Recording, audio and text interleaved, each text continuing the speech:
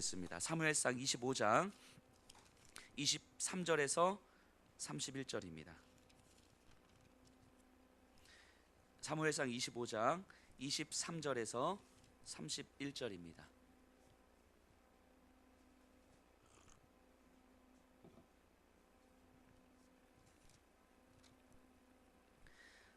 제가 먼저 한 절 보겠습니다. 아비가일이 다윗을 보고 급히 나귀에서 내려 다윗 앞에 엎드려 그의 얼굴을 땅에 대니라.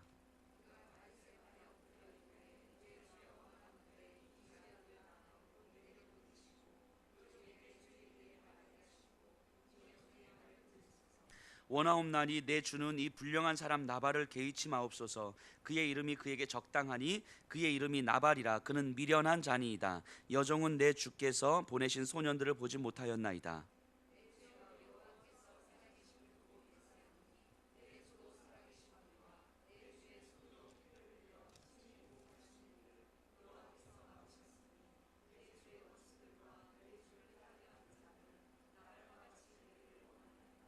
여종이 내 주께 가져온 이 예물을 내 주를 따르는 이 소년들에게 주게 하시고,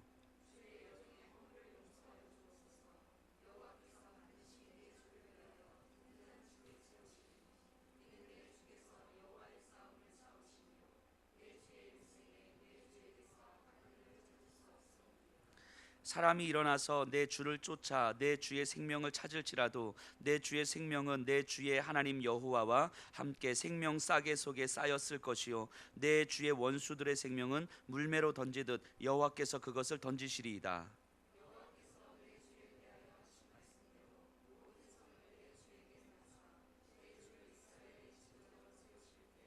함께 읽습니다. 내 주께서 무죄한 죄를 흘리셨다든지 내 주께서 친히 보복하셨다든지 함으로 말미암아 슬퍼하실 것도 없고 내 주의 마음에 걸리는 것도 없으시리니 다만 여호와께서 내 주를 후대하실 때에 원하건대 내 주의 여종을 생각하소서 하니라. 아멘. 감사합니다. 우리 청소년부 영상 오늘 보기로 했었죠. 예, 앞에 영상 제가 하나 봐야 되는데 지나갔어요. 청소년부 영상 하나 보여주시죠. 좀 이따가요? 예, 알겠습니다. 저희가 말씀 암송을 계속 하고 있는데 제가 생각해 보니까 한 2주인가요? 제가 설교 시간에 암송을 안 했던 것 같아요. 그렇다고 암송을 안 하시는 건 아니죠. 제가 매일 그래도 문자를 좀 보내드리는데 암송하셨죠. 지난 주간에 암송은 우리가 굉장히 은혜로운 암송 아니었습니까? 엄청 짧아서 우리 사무엘상 24장 5절의 말씀이었는데 암송해 볼까요? 자, 시작. 그리한 후에 사울의 옷자락을 뱀으로 말미암아 다윗의 마음이 찔려. 그렇죠. 다윗의 마음이 찔려. 그래서 사울을 살려준 그 다윗의 모습이었습니다. 오늘 말씀은요 29절입니다. 29절, 25장 29절 함께 읽어보겠습니다. 시작. 사람이 일어나서 내 주를 쫓아 내 주의 생명을 찾을지라도 내 주의 생명은 내 주의 하나님 여호와와 함께 생명 싸개 속에 쌓였을 것이요 내 주의 원수들의 생명은 물매로 던지듯 여호와께서 그것을 던지시리이다. 아멘. 오늘은 좀 길지요. 그래도 이 말씀이 굉장히 은혜롭습니다. 오늘 말씀 설교를 통해서 이 29절의 말씀, 전후한 29절의 말씀을 한번 묵상하시면서 이 말씀이 얼마나 다윗에게 위로가 됐고 힘이 되었던 말씀인지를 좀 생각해 봤으면 좋겠습니다. 말씀 암송 계속 하고 계시리라 믿고요. 이제까지의 말씀 30개의 요절을 다 암송하지 못한다 할지라도 한 번이라도 암송하셨던 분들은 뭔가 이렇게 다시 조금만 연습하면 또 생각이 나실 거예요. 자, 우리 다윗의 삶을 계속 보고 있는데요. 계속된 광야 생활에서 다윗은 하나님의 손을 경험합니다. 그래서 다윗도 하나님의 손에 반응하는 삶을 살게 돼요. 생각도, 마음도, 행동도, 사람들을 대하는 방식도, 그리고 그 절정의 모습이 사울을 살려준 사건이었습니다. 계속된 힘겨움을 이제는 끝낼 수 있는 상황에서 다윗은 자신의 고난을 끝내기 위한 행동을 하는 것이 아니고 그 순간에서 하나님의 뜻을 묻고 또 하나님 앞에 반응할 수 있는 깊은 영혼의 힘을 보여줬습니다. 그 모습이 정말 아름답다고 생각을 했습니다. 아름답다. 그래서 제가 아름답다라는 말을 오늘 이렇게 조금 몇 번 쓸 건데 이런 거예요. 하나님 앞에서 하나님의 뜻을 묻고 하나님의 뜻에 반응할 수 있는 그 영혼의 힘, 이것이 아름다움이라고 생각을 합니다. 아름다움, 거룩함. 다윗은 정말 그 아름다운 모습이었어요.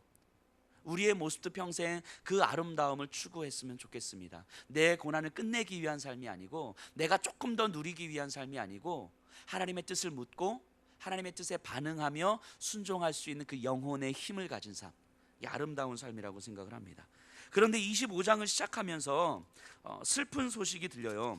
1절을 보니까요, 사무엘이 죽음에 온 이스라엘 무리가 모여 그를 두고 슬피 울며 라마 그의 집에서 그를 장사한지라. 다윗이 일어나 바란 광야로 내려가니라.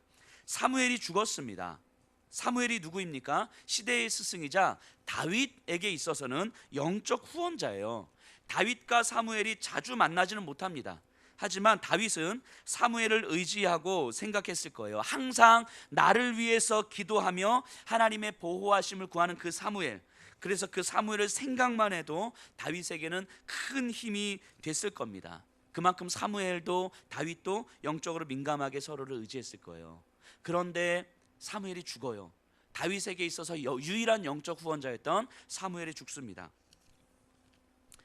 근데 이 사무엘의 죽음과 다윗의 마음을 좀 헤아려 보면서 이런 생각을 해봤어요. 저와 또 여기 계신 분들에게도 영적으로 내가 의지할 수 있는 사람, 나를 위해서 간절히 기도하고 있다는 것이 확신되어지는 사람, 그래서 자주 만나지는 못해도 마음의 위로가 되고 때로는 지친 생활 속에서 생각만 해도 힘이 되는 사람, 그런 사람이 반드시 있어야 되는 거예요. 그런 사람이 반드시 있어야 됩니다. 그리고 말씀을 준비하면서 이런 생각을 했어요. 여기 계신 분들에게 그런 사람이 바로 저였으면 좋겠다 하는 생각을 하게 됩니다. 그래서 저는 정말 매일매일 여러분들을 위해서 기도하려고 애를 씁니다.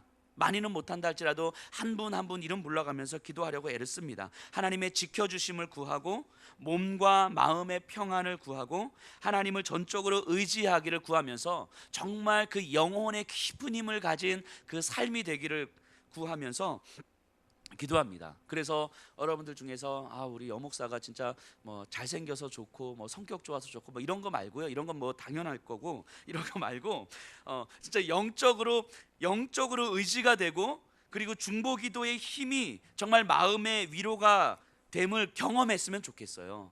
이게 제가 기도하면서 또한 바라는 것입니다. 이게 영적 교통이고 영적 소통 아닙니까? 제가 끊임없이 기도하는 가운데 이 작은, 너무너무 미약한 기도이긴 하지만 이 기도가 여러분들의 삶에서 작은 위로가 되고 힘이 될 수 있다면 그것이 또한 하나님께서 하시는 일이라고 생각을 합니다. 그게 목회자가 있는 이유 아니겠습니까? 그게.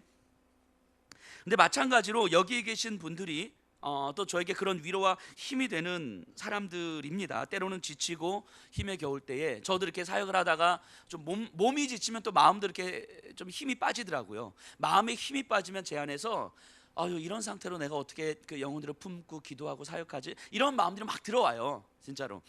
그래서 그냥 주저앉아 있을 때도 있습니다. 그런데 그럴 때마다 이렇게 저를 위해서 기도해 주시는 분들을 이제 생각하는 거죠. 여기 계신 분들 한 분 한 분들을 생각하는 거죠. 기도해 주고 계시죠? 이제 그렇게 믿어도 되는 거죠. 기도할 거라고 믿고 저를 위해서 기도해 주실 우리 전상호 집사님을 이렇게 생각하는 거죠. 우리 이영호 집사님을 생각하는 거죠. 그래도 이번 한 주간 이영호 집사님 몸이 좀 아프시다고 했는데 그 아프신 몸 가운데서도 저를 위해서 기도해 주실 테니까 이게 그냥 생각하면 근데 진짜 힘이 되는 거예요. 마음에 이렇게 평안함이 오고 위로가 되는 거예요. 그래서 실제로 생각하면 힘이 됩니다. 저에게도 여기 계신 분들이 저의 든든한 영적 후원자가 되는 거예요. 저에게 다윗에게 사무엘처럼 저에게도 여러분들이 사무엘이 되는 거죠. 또 여러분들에게 있어서 저도 사무엘과 같은 영적 후원자였으면 좋겠습니다. 그런데 그 사무엘이 죽었어요. 다윗은 이제 영적으로 정말 홀로서기를 해야 됩니다. 그런데 다윗의 상황이 어떻습니까? 여전히 광야이고 쫓기는 신세예요. 광야에서 하나님을 경험하지만 그래도 변하지 않는 삶은 다윗을 점점 지치게 합니다. 우리의 힘겨운 삶이 반복되는데 거기서 하나님의 은혜를 경험하고 하늘을 만났다 해도 변하지 않는 우리의 삶의 현장은 우리를 계속해서 지치게 만드는 거잖아요. 심지어 다윗은 사무엘의 장례식장에도 가보지 못합니다. 그리고 계속 도피 생활을 해요. 그런데 이 성경을 계속 묵상하다 보니까 다윗을 생각하면 슬프고 마음이 안타까운 상황인데 뭔가 모르게 다윗의 앞에 펼쳐진 이 현실 너머에서 뭔가 현실을 움직이는 간섭하는 손이 있다는 것이 계속 느껴져요. 광야는 계속되고 사무엘은 죽었고 다윗은 힘들어합니다. 근데 그게 전부가 아니라는 것이 느껴지는 거예요. 암울한 현실이 전부가 아니라 다른 무언가가 현실을 움직이고 있는 거예요. 보이지 않는 손이 역사의 진짜 주인공, 즉 하나님의 손이 현실을 움직이고 있다는 것이 계속해서 느껴지는 거예요.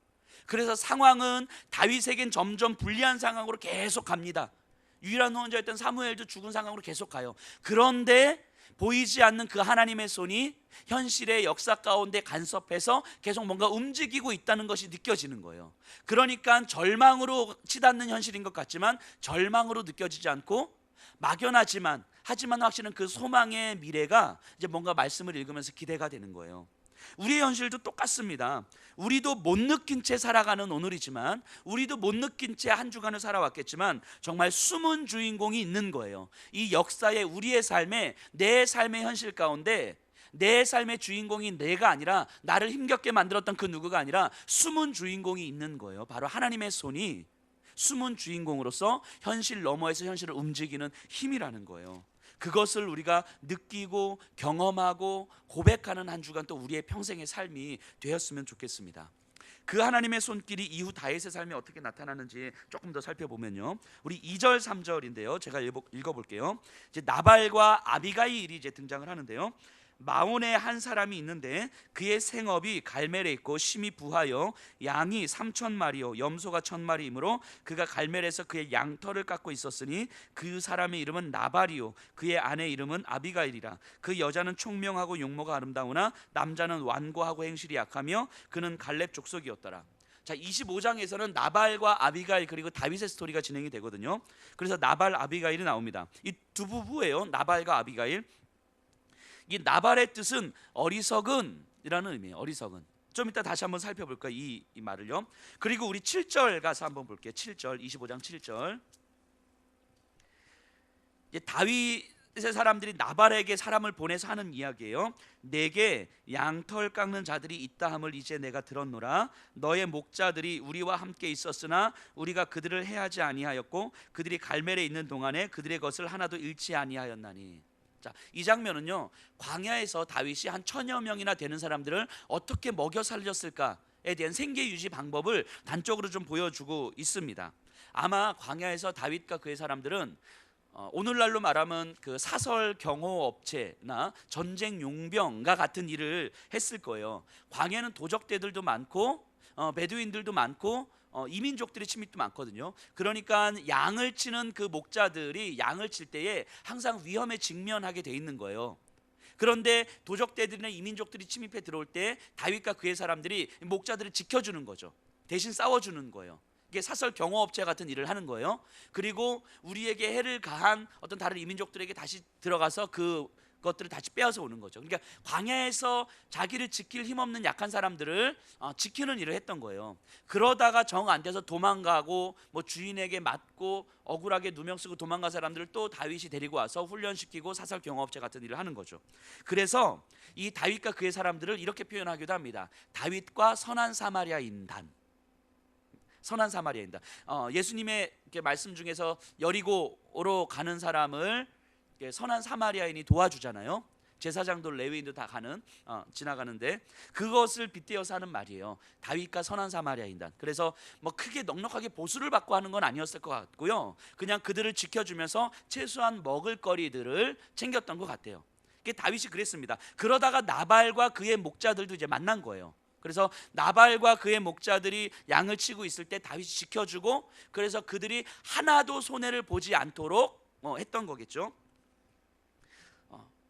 그리고 나서 시간이 지났는데 나발에게 양털 깎는 날이 된 거예요. 양털 깎는 날이라는 건 목축업하는 자들에게 축제예요. 축제. 1년의 수확을 기념하는 것처럼 양털 깎으면서 주변의 사람들을 모아서 음식도 나누고 선물도 주고 뭐 이런 축제예요. 그러니까 나발이 양털 깎는 그 날이 돼서 다윗이 사람들을 보낸 거예요. 그래서 나발이여, 당신과 우리는 정말 가까운 사람 아닙니까? 그리고 우리가 광야에서 당신들을 이렇게 지켜주었습니다. 그래서 당신들이 하나도 손해보지 않고 안전하게 양을 치고 돌아왔습니다. 그리고 지금 양털 깎는 이 축제를 벌이고 있는 거 아닙니까? 그러니까 우리에게 조금의 먹을 것을 좀 나눠주십시오 라고 이야기를 한 거예요. 다윗과 그의 사람들이. 그러자 그에 대한 나발의 반응이 나오는데요. 10절 11절이에요. 10절 11절 나발이 다윗의 사환들에게 대답하여 이르되 다윗은 누구며 이새의 아들은 누구냐? 요즘에 각기 주인에게서 억지로 떠나는 종이 많도다. 내가 어찌 내 떡과 물과 내 양털 깎는 자를 위하여 잡은 고기를 가져다가 어디서 왔는지도 알지 못하는 자들에게 주겠느냐 한지라. 자, 무슨 말입니까? 나발은 지금 다윗을 이렇게 보고 있는 거예요. 주인을 떠나 도망 나온 종이 아니냐. 그런 사람들이 많은 거니까. 그러니까 종들이 주인을 떠나서 힘겨워서 도망 다니는 사람들이 많았던 거예요. 그런데 그런 사람들이 다윗에게로 왔으니까 이 정도 선한 사마리아인단이 됐지, 다른 도망친 종들은 뭐가 됐겠습니까? 다 도적대가 되는 거죠. 먹고 살기 힘드니까. 마치 조선 후기에 우리나라에서 있었던 현상들처럼. 그래서 도망단 사람들이 먹고 살 게 없으니 도적대가 되는 거예요. 그러니까 나발은 지금 그걸 이야기하고 있는 것 같아요. 다윗은 주인을 떠나 도망 나온 종이 아니냐, 그런 도적놈이 아니냐. 내 어찌 그런 놈들에게 내 떡을 줄 수 있겠느냐, 물러가라, 뭐 이런 거예요. 다윗의 도움은 생각하지 않을 뿐더러 심지어 다윗을 모욕까지 합니다. 모욕까지. 나발은 정말 말 그대로 어리석은 자가 맞는 것 같아요. 어리석은 자, 어리석은 자. 이사야 32장 6절에 보면요, 이 어리석은 자는 해서 나옵니다. 어리석은 자란 어떤 사람인가? 근데 이 어리석은 자라는 단어가 나발이에요. 나발. 근데 어떤 자가 어리석은 자라고 이야기를 하냐면요, 줄인 사람을 볼 수 없는 자, 목마른 사람을 볼 수 없는 자, 이 공동체의 필요에 눈을 감는 자, 그런 자를 어리석은 자라고 이야기합니다. 눈앞에 줄인 자가 있음에도 불구하고 못 본 채 지나가는 사람들, 목말라서 갈급해하는 사람이 있는데도 그냥 못 본 채 하는 사람들, 공동체 안에 뭔가 필요가 있고 손길이 필요한데도 그걸 그냥 못 본 채 지나가는 사람들, 이런 사람을 나발, 어리석은 자라고 이야기합니다. 이때 당시가 정치적으로 혼란스러운 시기 있잖아요. 생존을 위해서 도망친 자들을 받아주고 가르치고 훈련시키며 그들을 건사했던 다윗이었어요. 그런데 그런 다윗을 도적대라고 몰면서 결국 자신의 상황과 자신의 유익에만 관심을 갖고 있는 사람의 모습으로 그려집니다. 역사를 보는 눈이 없고요, 옳고 그름을 판단하는 눈이 없는 사람이에요. 그냥 뭘 가지고 판단하냐면 나 좋은 걸 가지고 판단하는 거예요. 내 유익을 가지고 판단하는 거예요. 이런 사람을 어리석은 자라고 이야기합니다. 오늘날 적어도 예수님을 믿는 사람들은 이러진 않았으면 좋겠습니다. 역사를 바라보는 눈이 있었으면 좋겠고요, 무엇이 옳고 무엇이 근지를 판단할 수 있는 눈이 있었으면 좋겠고, 내가 비록 싫고 내가 비록 하기 힘든 일이라도 그것이 옳은 일이라면 기꺼이 행할 수 있는 힘이 있는 사람들이 저는 예수님을 믿는 사람들이었으면 좋겠습니다. 교회를 다니고 예수님을 믿어도 여전히 내 좋은 것만 하고 내 하고 싶은 것만 하고 내가 힘든 건 안 하고 그리고 그 이상의 관심을 갖지 않는 그런 삶은 성경에서는 나발이라고 이야기를 하는 거예요. 어쨌든 이에 다윗이 화가 났어요. 13절입니다. 다윗이 자기 사람들에게 이르되 너희는 각기 칼을 차라 하니 각기 칼을 차매 다윗도 자기 칼을 차고 400명 가량은 데리고 올라가고 200명은 소유물 곁에 있게 하니라. 다윗이 화가 났어요. 그래서 200명은 자기 소유를 지키게 하고 400명을 데리고 완전 무장시켜서 나발을 치러 갑니다. 21절 가서 보세요. 21절. 다윗이 이미 말하기를 내가 이 자의 소유물을 광야에서 지켜 그 모든 것을 하나도 손실이 없게 한 것이 진실로 허사라. 그가 악으로 나의 선을 갚는구나. 내가 광야에서 저를 지켜주었는데 저는 지금 악으로 선을 나에게 악으로 갚고 있구나. 저런 나쁜 놈 하면서 지금 막 분노가 난 거예요. 분노가. 내가 괜히 지켜줬어. 자, 이런 거예요. 마음이 많이 상했죠, 다윗이.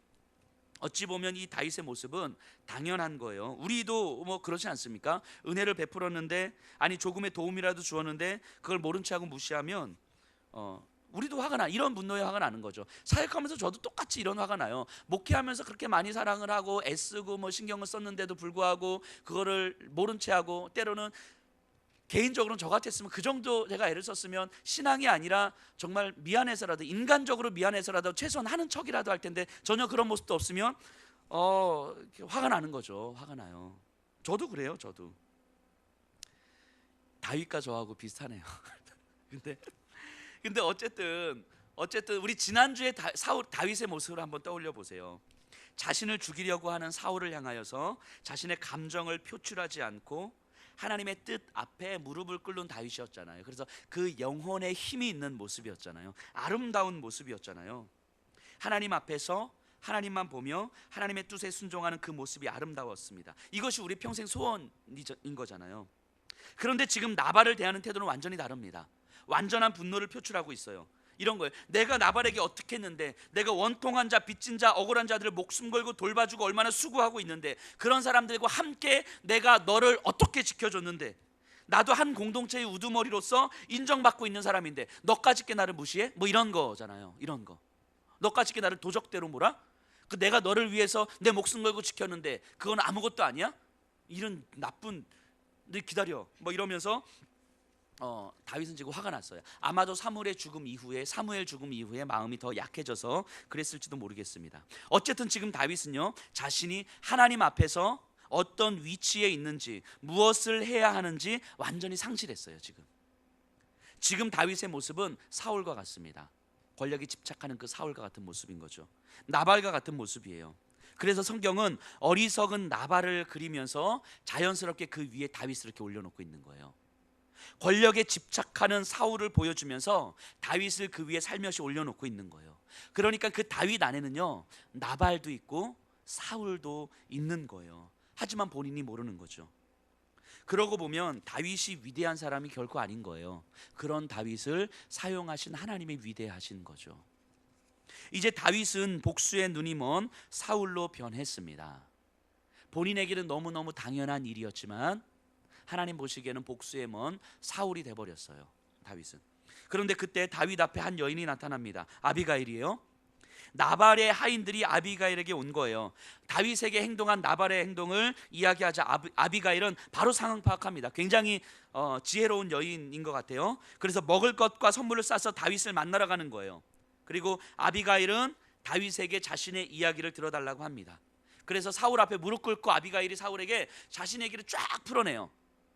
자, 뭐라고 이야기하는지 아비가일의 얘기를 한번 들어볼까요? 26절에서 31절인데 좀 긴데 제가 한번 읽어보겠습니다. 26절에서 31절이에요. 지금 상황을 생각해 보셔야 돼요. 다윗은 기세등등해서 나발을 죽이러 가고 있고요. 분노가 가득 차 있고요. 근데 이름도 모를 한 여인이 자기 앞에 왔는데 알고 보니까 나발의 아내래요. 다윗은 더 화가 나는 거예요. 이 여인마저 그냥 죽여버리고 나발을 다 죽여버릴 거예요. 그런데 그런 분위기 앞에서 아비가일이 무릎 꿇고 다윗에게 소리 지르며 외치고 있는 거예요. 이게 차분하게 이야기하는 것이 아니라 급박하게 소리 지르며 외치는 거예요. 26절부터 제가 한번 읽어보겠습니다. 내 주여 여호와께서 살아계심을 두고 맹세하노니 내 주도 살아계시거니와 내 주의 손으로 피를 흘려 친히 보복하시는 일을 여호와께서 막으셨으니 내 주의 원수들과 내 주를 해하려 하는 자들은 나발과 같이 되기를 원하나이다.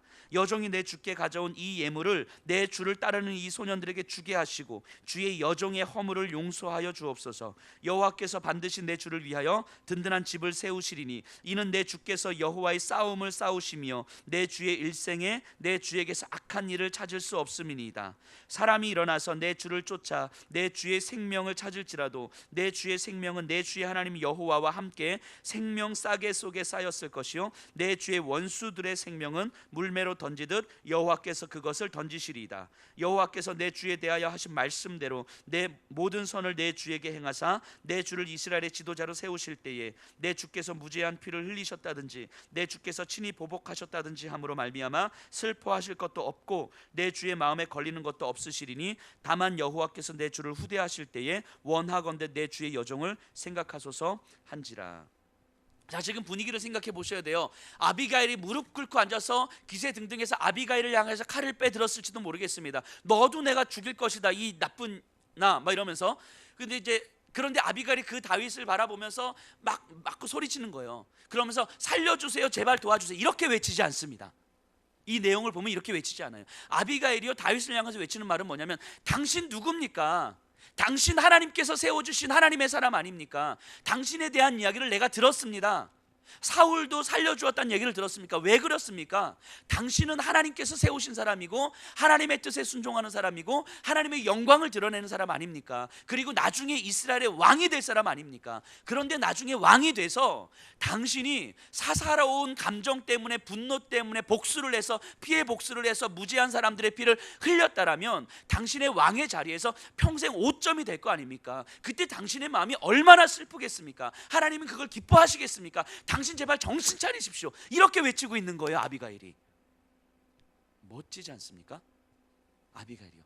아비가일이 그 기세등등한 다윗 앞에 무릎 꿇고 내 주여, 내 주여, 당신은 하나님이 세우신 사람입니다. 나중에 이스라엘의 왕이 될 사람이에요.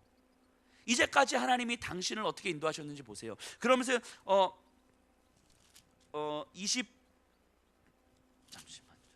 29절 후반부에 보면 내 주의 원수들의 생명은 물매로 던지듯 여호와께서 그것을 던지시리이다. 내 원수의 생명은 물매로 던지듯 여호와께서 던지실 것입니다. 자, 이 말씀을 하면서 다윗은 누가 생각이 났겠습니까? 내 원수의 생명은 물매로 던지듯 여호와께서 던지실 것입니다. 누가 생각이 났겠습니까? 다윗은 골리앗이죠. 골리앗. 아비가일도 골리앗 이야기를 알고 있는 거예요. 다윗에게 일부러 지금 이렇게 이야기하고 있는 거죠. 당신 골리앗과 싸울 때 어떻게 싸웠어요? 당신의 분노로 싸웠습니까? 감정으로 싸웠습니까? 힘으로 싸웠습니까? 물맷돌 하나로 여호와께서 골리앗을 쓰러뜨린 거 아닙니까? 당신은 그런 사람입니다. 하나님께서 사용하시는 그런 사람입니다. 그런 당신이 사사로운 감정으로 무지한 피를 흘려서야 되겠습니까? 당신은 그래서는 안 되는 사람입니다. 그리고 당신의 생명은 원수들의 손에 있지 않습니다. 나발이 당신을 무시한다고 해서 당신이 굶는 거 아닙니다. 원수들이 당신들을 공격한다고 해서 당신이 죽는 거 아니에요. 왜냐하면 당신의 생명은 여호와 안에서 생명 싸개 속에 당신의 생명이 여호와의 생명과 함께 있기 때문입니다. 당신의 생명은 여호와 안에 있기 때문에 원수들이 아무리 당신을 치려고 해도 당신은 죽지 않아요. 아비가일이 다윗에게 지금 이렇게 이야기하고 있는 거예요. 아, 멋지지 않습니까? 이 아비가일의 모습이 너무너무 멋집니다. 그래서 다윗으로 하여금 다시 제자리로 돌아오게 했어요. 다시 신앙의 제자리로 돌아오게 했습니다. 우리 25장 32절에 보면요, 다윗이 아비가일에게 이르되 오늘 너를 보내어 나를 영접하게 하신 이스라엘의 하나님 여호와를 찬송할지로다. 지금 다윗이 다시 제자리 찾았습니다. 자신 안에 있었던 사울의 모습을 아비가일을 통하여서 다시 버렸어요. 그리고 하나님께서 세워주신 하나님 앞에서 그 영혼의 아름다움, 영혼의 힘을 갖춘 그 아름다운 모습을 다시 회복했습니다. 하나님 없이 내가 내 자리를 지키려고 했구나. 하나님 없이. 지지난 시간에 제가 이런 얘기했습니다. 자리라고 하는 것은 지키라고 있는 것이 아니라 이 자리를 허락하신 하나님의 뜻을 깨달아 살아내라고 있는 것이다 라고 이야기를 했습니다. 다윗은 지금 자리를 자기가 지키려고 했었던 모습이잖아요. 다윗에게 잃어버린 그 아름다운 아비가일을 통해서 다시 회복시켜 주신 거예요. 그리고 다윗은 아비가일을 통해서 하나님의 위로를 받았을 것입니다. 사무엘이 죽은 이후에 극심하게 좌절하고 절망한, 마음 힘이 없었던 그 다윗, 그 내가 누구를 의지해야 될지도 모르겠고 이제는 하나님도 조금씩 더 멀어져 보이는 그런 상태였을 거예요. 지금 다윗은. 근데 아비가일을 통하여서 내 생명은 여전히 하나님 안에 있는 것이구나. 하나님께서는 내 원수들을 물맷돌 하나로 무너뜨리신 분이시구나. 여전히 하나님은 나를 부르시고 선택하시고 나를 이스라엘의 왕으로 세워주실 분이구나. 아비가일을 통하여서 다윗은 그 하나님의 위로를 받았을 거예요. 그래서 하나님을 찬송하죠. 33절에 보면요, 또 내 지혜를 칭찬할지며 또 내게 복이 있을지로다. 오늘 내가 피를 흘릴 것과 친히 복수하는 것을 내가 막았느니라. 다윗에게 아비가일이 어땠을까? 저는 이 장면, 다윗과 아비가일의 만남을 충분하게 묵상하면서 너무너무 감동을 받았습니다. 역시 하나님이시구나. 하나님은 영웅 다윗을 원하지 않으셨어요. 영웅 다윗을 원하지 않고 연약하여 쉽게 넘어지는 다윗을 원하시는 거예요. 연약하여 쉽게 넘어지는 다윗, 언제든지 사울이 그 안에 있음을 드러내는 그 다윗. 하지만 그 다윗과 또 동역자를 통해서 하나님은 일하시는구나. 한 사람을 통해서. 그래서 내 안에서 내가 하나님 앞에 결단하고 헌신함으로 어떤 영웅적 신앙의 모습을 보여주는 것이 아니라 내 힘으로는 정말 아무것도 할 수 없는 내가 정말 사울일 수밖에 없구나를 고백하고 하나님께서 허락하신 어떤 동역자들을 통해서 하나님은 또다시 하나님께서 위로를 주시고 하나님의 일을 하게 하시는구나. 다윗도 아마 그것을 깨달았을 것이고 이 말씀을 묵상하면서 저도 그런 감동을 받습니다. 아비가일이 없었으면 다윗도 없는 거예요. 어느 순간 아비가일이 없었으면 어느 순간 사울이 되어버린 다윗만 있었겠죠. 이것이 하나님의 보이지 않는 손입니다. 동역자, 돕는 배필은 이런 거예요. 이런 거. 서로 만나서 좋고 행복한 관계가 아니에요. 서로 때문에, 서로 우리 박정희 권사님 때문에 내 안에 있던 나도 모르는 사울을 내가 발견하게 되는 거예요. 그러면서 하나님의 뜻 앞에 겸손히 무릎 꿇게 하는 거죠. 이런 게 동역자예요. 돕는 배필인 거죠.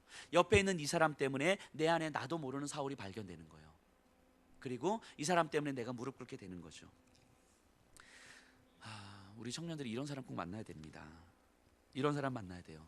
정말 내가 좋은 사람 만나지 마시고요. 그냥 감정적으로 흥분하는 사람 만나지 마시고요. 얼굴 잘생긴 사람, 스펙 좋은 사람 만나지 마시고요. 그냥 편안하게 더 나이 들기 전에 결혼이나 해야지 뭐 이렇게 만나지 마시고 나를 하나님 앞에 아름답게 세워줄 수 있는 그런 사람을 만나셔야 돼요. 정말 나를 하나님 앞에 아름답게 세워줄 수 있는 사람. 조금 늦어도 괜찮아요. 조금 늦어도 괜찮습니다. 하지만 나를 아름답게 세워줄 수 있는 사람을 만나야 돼요. 그리고 이미 결혼하신 분들은 물론 그런 삶을 사시겠지만 이런 관계를 위해서 정말 기도하셔야 됩니다.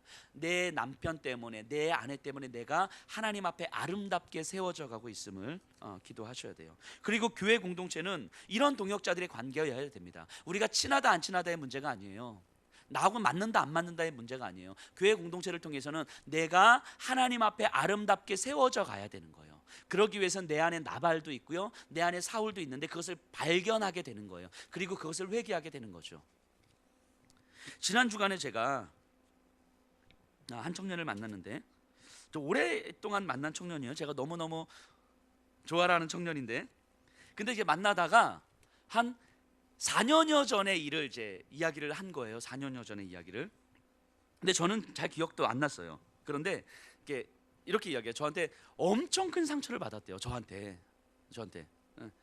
이게 뭐 내용은 이런 거예요. 밤에 이렇게 전화를 하는데 제가 그렇게 이야기를 했대요. 되게 냉정하게.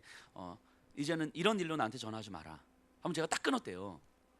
그래서 그 말에 되게 엄청 큰 상처를 받았다는 거예요. 근데 저도 충격이었어요. 왜냐하면 제가 목회를 하면서 제가 아무리 밤이고 아무리 피곤하고 아무리 그래도 제가 그렇게 막 반응하거나 말하지는 않는데, 제 성향상, 그리고 제가 목회하면서. 근데 제가 왜 그랬을까? 아마 제가 그냥 아무 생각 없이 그렇게 얘기했을 거예요. 분명히 그렇게. 그러니까 이제 상처받은 사람이 있는 거죠. 안 하진 않았을 텐데. 그런데 저는 아무 생각 없이 그냥 이렇게 얘기했을 거예요. 근데 그게 듣는 사람한테는 엄청 큰 상처가 되는 거예요. 엄청 큰 상처가. 근데 저는 그동안 이제 몰랐던 거죠. 그래서 4년이 지난 지난주에 제가 회개했어요. 하나님 앞에서. 하나님, 제가 내 의도와 상관없이 누군가에게 엄청 큰 4년이 지난 지금에도 그 마음에 딱 얹혀 있을 만큼 그 큰 상처로 남아 있는 거라면 이거 제가 회개해야 되는 거잖아요.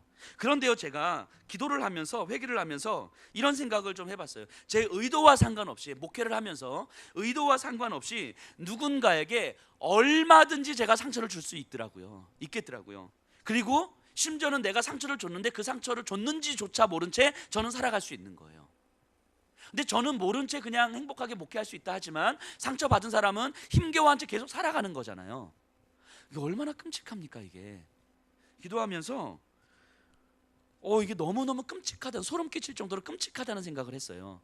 저는 누군가한테 분명히 상처를 줬는데 저는 모르고 상처받은 사람의 힘겨워하며 살아가는 거예요. 이게 진짜 무섭다, 너무 끔찍하다, 이런 생각을 하게 됐어요. 그래서 기도하면서 엄청 회개를 했습니다. 제가 엄청 회개를 했어요. 그리고 앞으로도 이런 회개해야 될 일들이 엄청 많을 것 같아요. 근데 제가 그렇더라고요. 제 안에 저도 모르는 그런 사울의 모습이 있는 거죠. 저도 모르는 나발의 모습이 있는 거죠. 근데 제가 사울인지도 모르고 나발인지도 모르고 그냥 그렇게 목회하는 거예요. 설교하는 거고 신방하는 거고 때로는 뭐 그냥 이런저런 이야기들 하는 거죠. 그래서 기도하면서, 말씀 묵상하면서, 설교 준비하면서 이런 생각을 했습니다. 정말 확실히 저에게 아비가일이 없으면 저는 정말 아무것도 아니구나. 아비가일이 없었으면 다윗도 없었던 것처럼 아비가일이 없으면 저는 정말 아무것도 할 수 없는 거구나 생각을 했어요. 그래서 저에게는 여러분들이 필요한 거예요. 진짜로 여러분들이, 우리 성도님들이 필요합니다. 정말로. 그냥 일주일에 한 번 와서 설교 듣고 가고 뭐 그냥 그런 관계, 그냥 아유 뭐 저러든지 말든지 나만 상처 안 받으면 되지 뭐, 상처 받으면 내가 뭐 그냥 마음 닫으면 되지 뭐, 이런 거 말고요, 정말 제 안에 있는 사울의 모습을 발견할 수 있도록 도와주셔야 되는 거예요. 제 안에 있는 나발의 모습을 발견할 수 있도록 도와주셔야 되는 거예요. 그리고 제가 그것을 가지고 회개할 수 있도록 도와주셔야 되는 거예요. 그러면서 제가 하나님 앞에 그 영혼의 힘을 가진 그 아름다운 모습으로 서 있도록 저를 도와주셔야 되는 거예요. 그리고 마찬가지로 또 여러분들에게 제가 아비가일이 정말 되었으면 좋겠습니다. 그리고 여러분들에게 제가 그냥 일주일에 한번 설교하는 목사 이고 싶진 않습니다. 그냥 뭐 필요하면 가서 신방 한번 가서 그냥 기도 한번 해주고 오는 목사, 그런 목사이고 싶지 않습니다. 여러분들의 생각이 어떤지, 여러분들의 마음이 어떤지, 여러분들의 삶의 환경이 어떤지 그냥 알고 그거 붙들고 기도하고, 때로는 남편 때문에, 아내 때문에, 자녀 때문에, 경제적인 문제 때문에, 건강 때문에 힘들어하면 그거 붙들고 내가 가슴 찢으면서 기도하고, 내가 정말 내 문제인 것처럼 정말 눈물을 흘리면서 기도할 수 있는 그런 목사였으면 좋겠어요. 그래서 영적으로 정말 교통하면서 정말 여러분들 안에 있는 그 사울의 모습을 같이 드러내고, 그것을 가지고 같이 회개하고, 그래서 하나님 앞에서 하나님의 뜻을 묻고 하나님의 뜻에 반응할 수 있는 그 영혼의 힘을 지닌 아름다운 모습으로 함께 세워가는 사람들이었으면 좋겠어요. 그것을 돕는 목사였으면 좋겠어요. 그런 동역자가 되었으면 좋겠어요. 그래서 여러분들에게 제가 아비가일이었으면 좋겠습니다. 요한일서 5장 4절에 보면 이렇게 말씀하세요. 무릇 하나님께로부터 난 자마다 세상을 이기느니라. 세상을 이기는 승리는 이것이니 우리의 믿음이니라. 세상을 이기는 믿음을 이야기합니다. 세상을 이기는 믿음, 하나님으로부터 난 자마다 우리는 세상을 이긴다라고 이야기를 합니다. 너무너무 쉽게 무너지는 저는요, 그 세상을 이기는 믿음을 가질 수가 없어요. 분명 믿음은 하나님께서 허락하시는 것이지만 하나님은 그 믿음 붙들고 나 혼자 서라고 말씀하지 않으시거든요. 저 혼자는 절대 설 수가 없습니다. 아빌과 아일과 같은 여러분들과 함께 제가 세워져 갈 때에 우리는 세상을 이기는 믿음을 경험하는 사람이 되는 거예요. 연약하여 타협하는 우리와 우리 안에 있는 하나님의 아름다움을 일깨워주는 아비가일과 같은 동역자, 돕는 배필을 통해서 우리의 믿음은 세워지는 거예요.